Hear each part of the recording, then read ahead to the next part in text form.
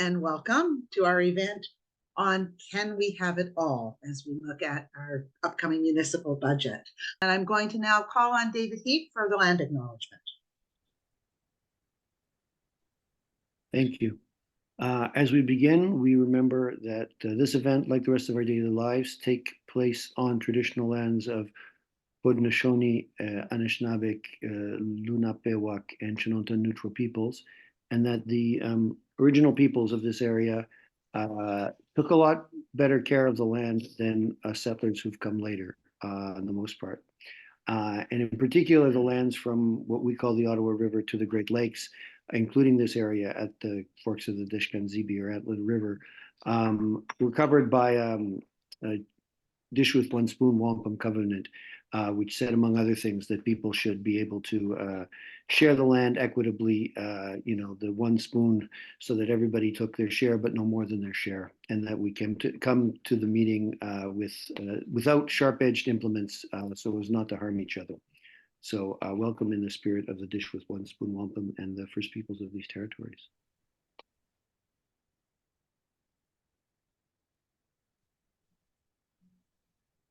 Back over to you, Lorraine, as moderator. You have to unmute.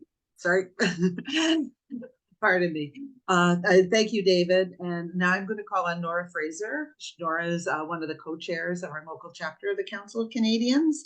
And she's going to give an overview of the budget process with the municipal budget and introduce some of the business cases of interest. Thank you, Nora. Hi, so can you see my share screen? Yes. Great, thank you. So we're here to talk about Can We Have It All? What we think needs to be in London's multi-year budget. The process, which Skylar can answer questions about later, is basically on December 12th, the city staff released their version of the proposed multi-year budget, draft version. In this month, we have many opportunities to learn about it and discuss it and provide feedback. At the end of January, the mayor will table his own budget.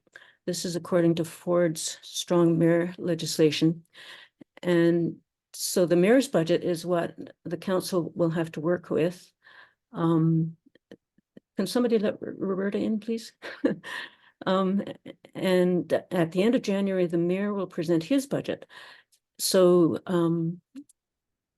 the council will then make amendments to the mayor's budget using a simple majority. The mayor can veto any amendments that are passed. And in order, if the council wants to override the veto, they'll need a 2/3 majority of council to override the mayor's veto. So the mayor has a lot of power to put his budget in place, and the mayor and council really need to hear from us about what we feel really should go into the budget. Council meetings are scheduled through February. There are a lot that are scheduled for this process to unfold. And the target date is March 5th for final approval by City Council. And so we're here today to go over some of the really wonderful things that are in the proposed budget, keeping in mind that this is what was proposed by staff. So the Council of Canadians has a long history of advocating for many good things: climate change, climate justice. We signed the LEAP manifesto in 2015. We supported the Green New Deal. We campaigned for a just transition. We advocate for peace and social justice. We also, especially this past year or so, we have been advocating for the health and well-being of all people and our publicly funded universal healthcare system. We called for the recognition of a housing and homelessness emergency in London, and we pushed for the adoption of the Climate Emergency Action Plan.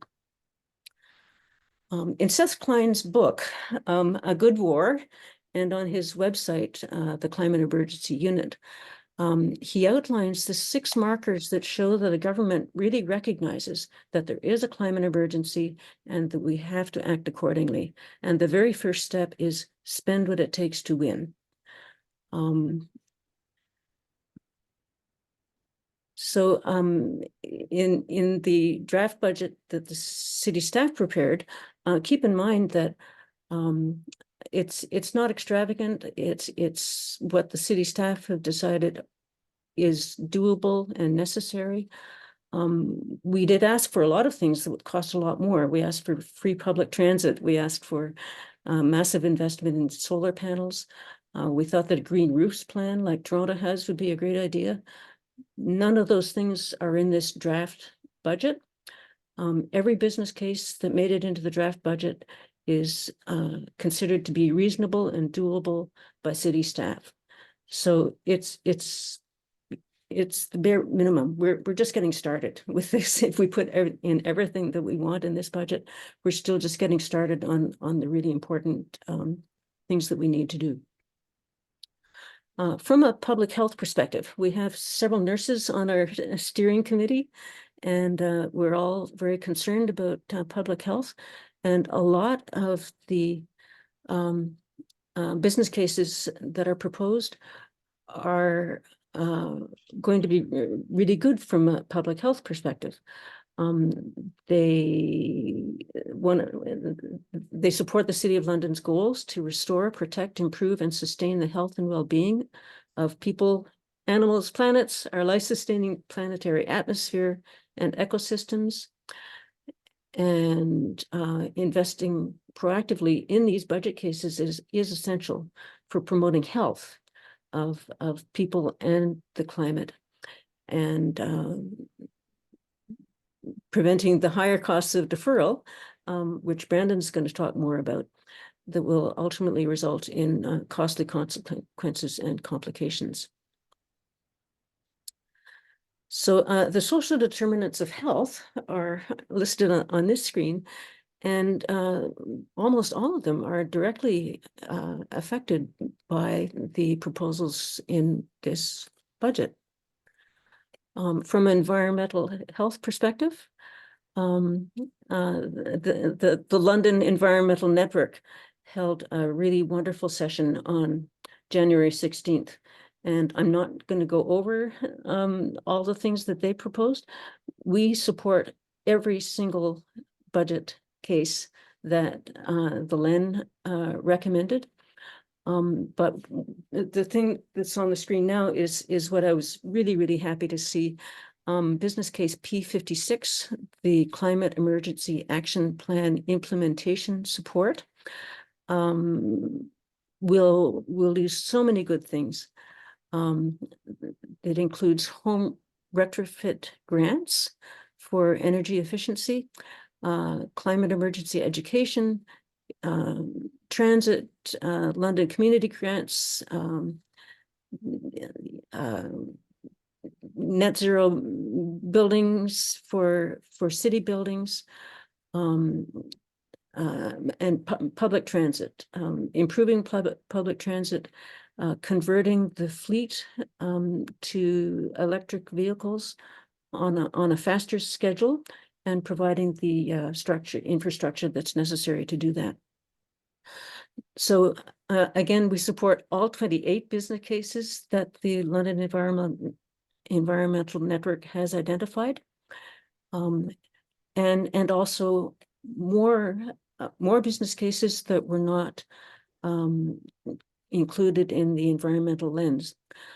There are 14 business cases that affect housing and homelessness. And I'm not going to go through them all. It's several slides, but you can see that they're supporting Indigenous peoples, maintaining community housing in a good state of repair, acquiring buildings for affordable housing. And this one that is really important to consider when people worry that some people might not be able to afford higher taxes. There is a fund which Lynn discovered in her work with Blue Communities, and they're proposing to top up this fund that provides grants and interest-free loans to cover the cost of rental and utility arrears for people who are really at risk of losing housing. So this fund could make a huge difference with concerns about affordability and raising taxes. There's also money proposed as part of the roadmap to 3,000 units to provide money to basically help people to pay their rent.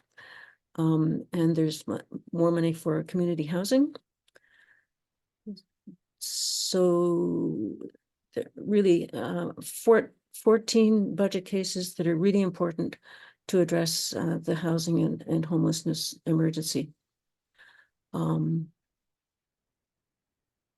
There are also 2 business cases that would help provide a safe London for women, girls, gender diverse, and trans people. Holly's House is operating on temporary funding, and so there is a P37 which should fund this initiative permanently to provide short-term accommodation, housing focused supports and basic needs for women experiencing homelessness who are fleeing violence and human trafficking. A really, really important business case, really important project from many, many perspectives. And there's also an anti-racism and anti-oppression action plan that deserves support. There are 4 business cases that would help the London Public Library. I have been starved for books and DVDs. I rely on the library, and it's been, of course, unavailable for 5 weeks up until just a few days ago. And these business cases, of course, were prepared long before we had this attack on the library system. So the library really, really needs money to invest in their collections, to improve their IT services.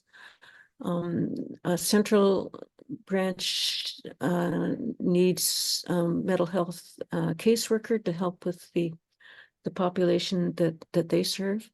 And they also have an anti-racism and anti-oppression framework program that deserves our funding. There's a budget case for increased funding for the arts, and this one at the bottom, animal welfare for a veterinary technician and a veterinarian is actually expected to pay for itself, but we're including it anyway so that you're aware that it's there. Animal welfare service enhancements. It's good for the animals, and it's good for people's mental health.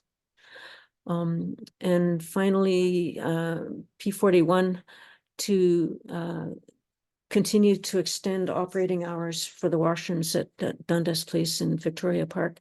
It's basic humanity. Those washrooms should be open whenever they're needed. So there's so many business cases that deserve our funding. We believe that we should fund them all. So we're not prioritizing any ones in particular. Of course, we want you to write to your councillors and to the mayor and fill out the survey and tell people tell them what's really important to you. And so just again, keeping in mind that all of these business cases are very reasonable, very doable, and we need them all.